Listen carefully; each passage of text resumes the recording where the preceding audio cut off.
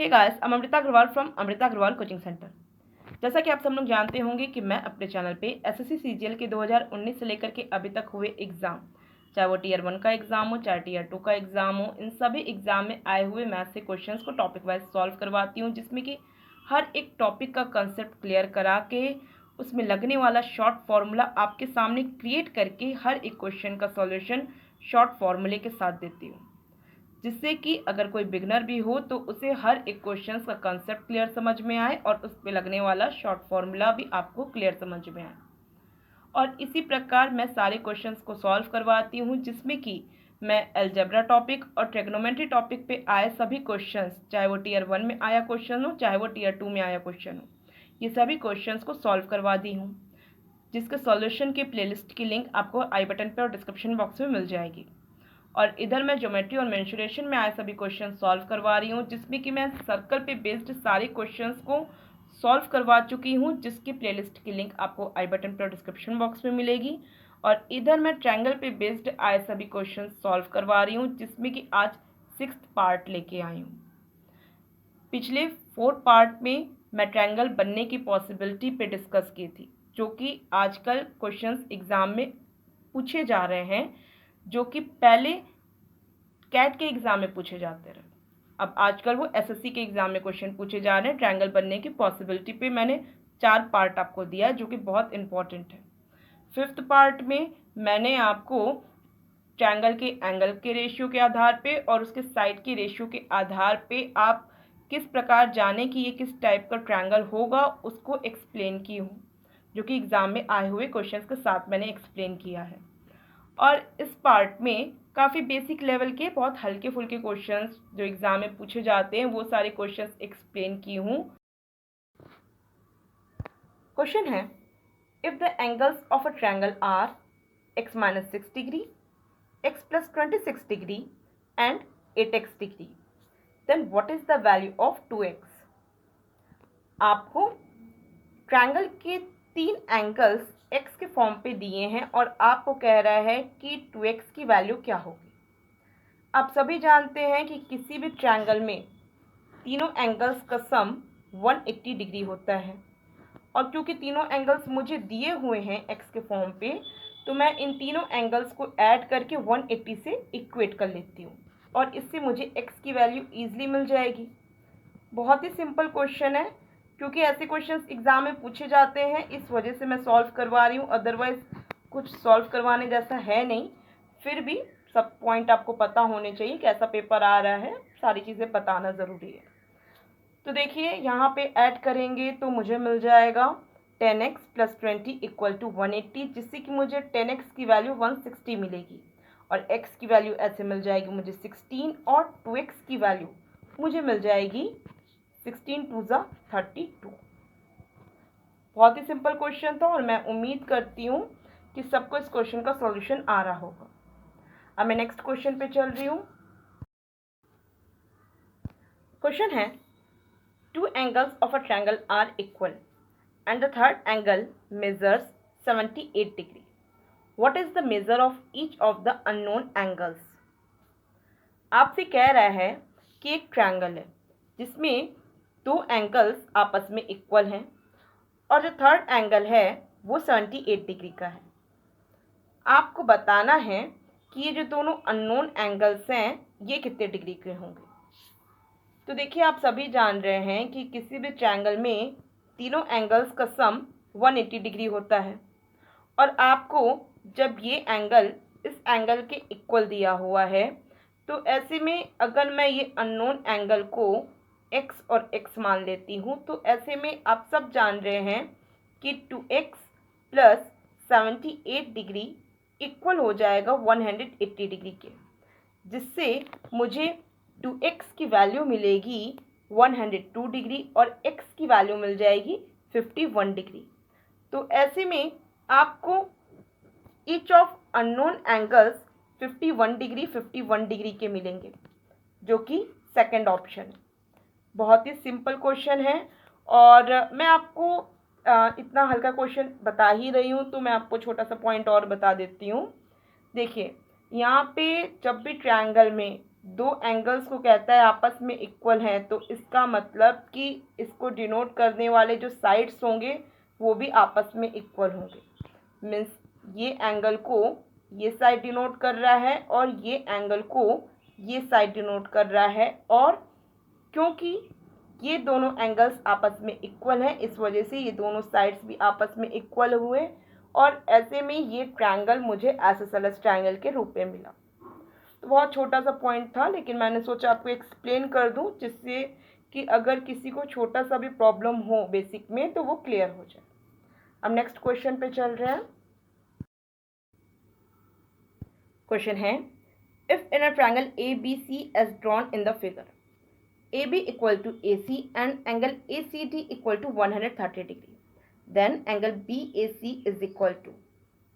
दिए हुए फिगर में आपको A B equal to A C दिया है, साइड ए बी इक्वल दिया है साइड ए सी के, और एंगल ए सी डी, ये angle A C D equal दिया है 130 डिग्री के, जो कि इस ट्रायंगल का ये एक्सटीरियर एंगल है। और आपसे कह रहा है कि बताइए angle B A C, angle B A सी ये एंगल कितने डिग्री का होगा। तो बहुत ही सिंपल क्वेश्चन है। आप सब लोग जानते होंगे कि किसी भी आइसोसेलेस ट्रायंगल के जो दो साइड्स आपस में इक्वल होते हैं, इन दो इक्वल साइड्स को डिनोट करने वाला ये जो दोनों एंगल है ये भी आपस में इक्वल होगा। तो जैसा कि आप देख पा रहे हैं कि साइड ए बी इक्वल है साइड ए सी के, ये जो साइड ए बी है वो इक्वल है साइड ए सी के, तो ऐसे में इसको डिनोट करने वाला ये दोनों एंगल भी आपस में इक्वल होगा। और एक रूल आप और जानते होंगे कि किसी भी एक स्ट्रेट लाइन में अगर मैं एक पॉइंट लूँ और यहाँ पे मैं एक तरफ एंगल बनाऊँ तो ये बनेगा 180 डिग्री का एंगल।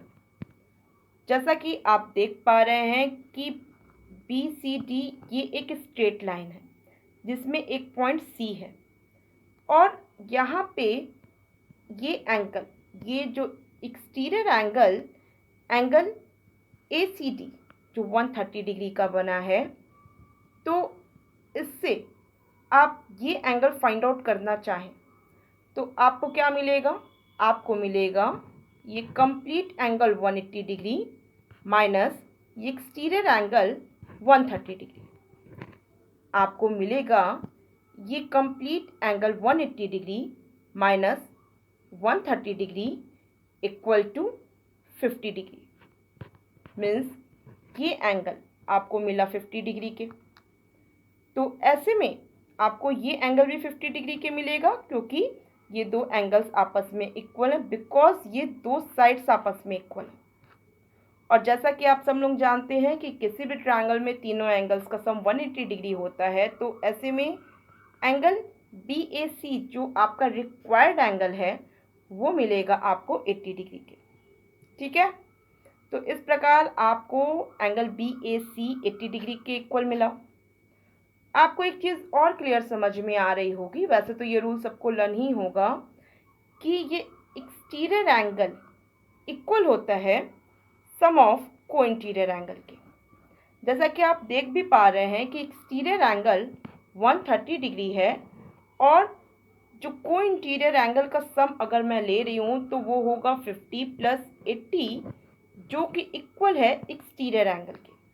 तो इस फॉर्मूले की हेल्प से भी आप इस एंगल की वैल्यू फाइंड आउट कर सकते थे।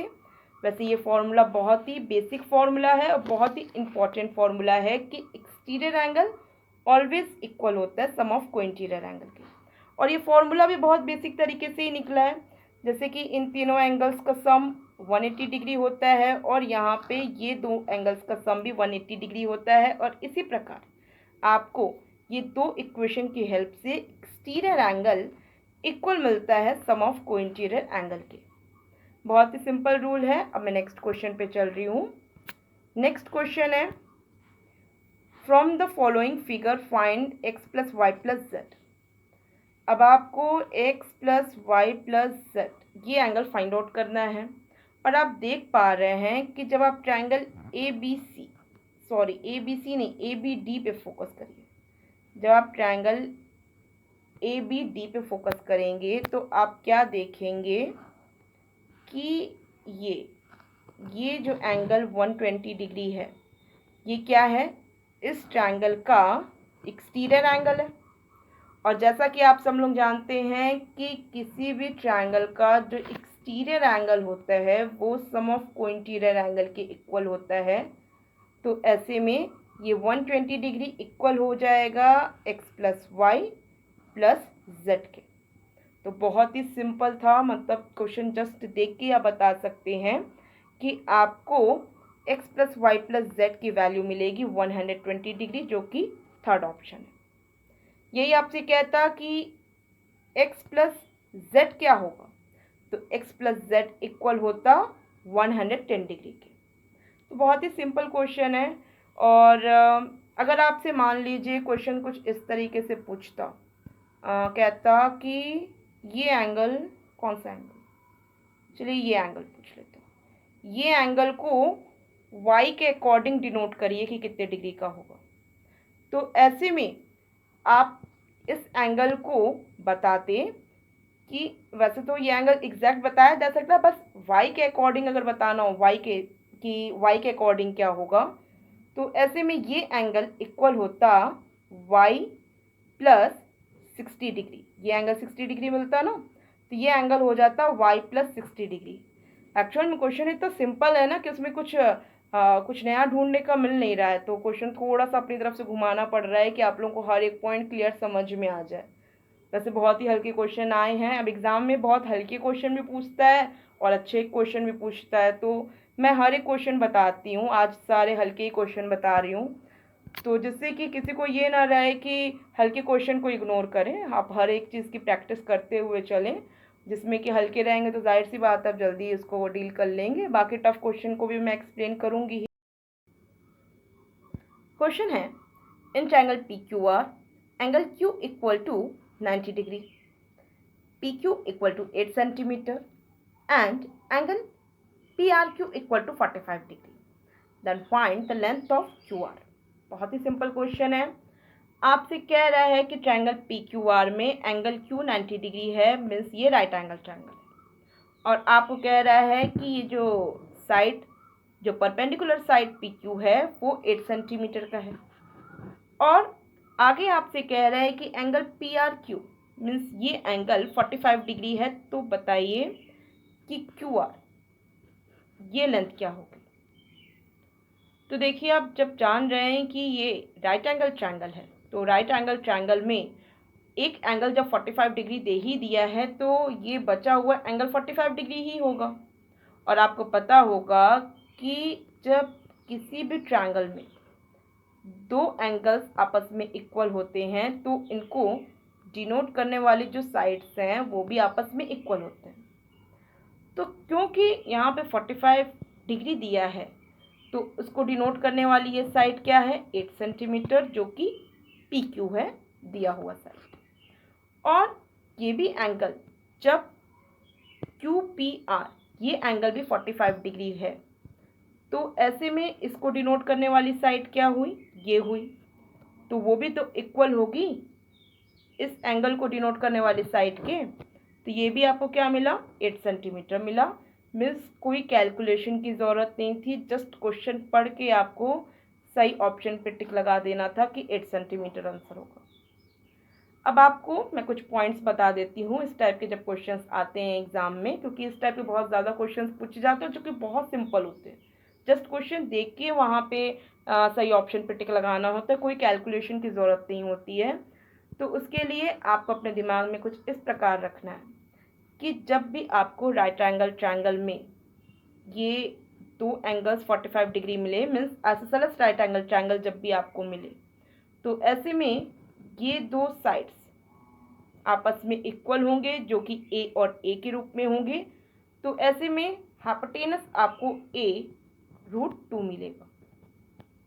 ठीक, तो ऐसे जब भी क्वेश्चंस आए तो जस्ट आप इस रेशियो के आधार पे रेशियो a√2 मीन्स 1:1/√2 के अकॉर्डिंग अपना सॉल्यूशन मतलब अपना जो सही आंसर है वो दे सकते हैं जस्ट क्वेश्चन पढ़ के। अब ये कैसे आया है ये आप सब लोग जान ही रहे हैं। यहाँ ट्रिग्नोमेट्री अप्लाई कर लीजिए। ट्रिग्नोमेट्री अप्लाई करेंगे तो आप क्या करेंगे, आप साइन 45 डिग्री करेंगे। ठीक है, मान लीजिए ये जो इसी क्वेश्चन पे हम साइन 45 डिग्री अप्लाई करते हैं, यहाँ साइन 45 डिग्री करते तो आपको क्या मिलता, साइन 45 डिग्री की वैल्यू तो होती है 1/√2। वैसे आप सभी जानते हैं कि साइन थीटा इक्वल टू होता है परपेंडिकुलर अपॉन हाइपोटेनस। तो ये 45 डिग्री के लिए परपेंडिकुलर क्या बनता, पी क्यू बनता। पी क्यू जो कि 8 सेंटीमीटर के इक्वल है। ठीक, जिसको हम यहाँ पे ए के रूप में डिनोट कर देते हैं, 8 को बना देते हैं ए। तो ये हो गया ए। तो परपेंडिकुलर अपॉन हाइपोटेनस, हाइपोटेनस क्या हो गया आपका पी आर। ठीक, अब देखिए आपको पी आर क्या मिल रहा है, आपको पी आर मिल रहा है a√2 के इक्वल। तो सब आप जान रहे हैं कि जब भी आपको आइसोसेलेस राइट एंगल ट्रायंगल मिलेगा तो आप 1/√2 या a√2 के अकॉर्डिंग अपना सही आंसर दे पाएंगे। बहुत ज़्यादा इस पर बेस्ड क्वेश्चन पूछा जाता है, इसी वजह से मैं इतना ज़्यादा एक्सप्लेन कर रही हूँ, बाकी कुछ है नहीं। अब जैसा कि आप नेक्स्ट क्वेश्चन में देख पा रहे हैं कि in triangle A B C angle B equal to 90 degree, यहाँ एंगल बी 90 डिग्री दिया है। आपसे कह रहा है एंगल सी 45 डिग्री, ये 45 डिग्री है, और कह रहा है कि ए सी इक्वल टू 2√2। ये जो ए सी है, ये जो लेंथ है ये है 2√2 सेंटीमीटर के इक्वल। तो बताइए कि बी सी की लेंथ क्या होगी। अब जस्ट क्वेश्चन पढ़ के ही आप बताएंगे कि जो बी सी की लेंथ है वो 2 सेंटीमीटर के इक्वल होगी, क्योंकि 1:1:√2 के अकॉर्डिंग जब ये √2 होता है तो ये 1 होता है, तो जब ये 2√2 है तो यहाँ क्या हो जाएगा, साइड 2 हो जाएगा। क्लियर है। तो जस्ट क्वेश्चन पढ़ के ही मैंने बता दिया कि यहाँ पे 2 सेंटीमीटर इस BC की लेंथ होगी। तो इसी प्रकार जब आप प्रैक्टिस करते हैं तो हल्के क्वेश्चन को भी आप जितने समय में करते उससे और ज़्यादा कम समय में कर पाते हैं। मैं उम्मीद कर रही हूँ कि आज का वीडियो बहुत अच्छे से सबको क्लियर समझ में आया है। वैसे तो बहुत ही हल्के क्वेश्चन है सारे, लेकिन क्योंकि एग्ज़ाम में ये सारे क्वेश्चंस आपके आते हैं और मैं क्योंकि सारे सिस्टमेटिक तरीके से चल रही हूँ। पहला मैंने कुछ पार्ट लाया जिसमें ट्रायंगल बनने की पॉसिबिलिटी के बारे में डिस्कस किया। उसके बाद मैं 5th पार्ट लेके आई जिसमें मैंने आपको एक्सप्लेन किया कि किस प्रकार के ट्रायंगल्स बनते हैं जब साइड्स आपको दिया रेशियो में हो या एंगल्स आपको रेशियो में दिया हो, तो किस प्रकार के ट्रायंगल्स वो बनेंगे। अब मैं जो 6th पार्ट लेके आई हूँ इसमें मैं छोटे छोटे क्वेश्चंस जो बहुत हल्के भी होते हैं लेकिन बहुत बेसिक रूल पे बेस्ड होते हैं वो आपको एक्सप्लेन की हूँ। अब इसके बाद मैं नेक्स्ट पार्ट जो लेके आऊँगी उस पर थोड़ा सा मॉडरेट क्वेश्चंस होंगे जो कि आपकी जाहिर सी बात है एग्ज़ाम के लिए इम्पॉर्टेंट है, एग्ज़ाम में आए हुए वो सारे क्वेश्चंस हैं। इसी प्रकार मैं अब per day easy to moderate करते हुए लेते चलती हूँ और आपको मैं उम्मीद करती हूँ कि हर एक पॉइंट क्लियर समझ में आ रहे हैं। किसी को किसी पॉइंट पे डाउट लगता है तो आप मुझे कमेंट बॉक्स में दीजिएगा। Thank you.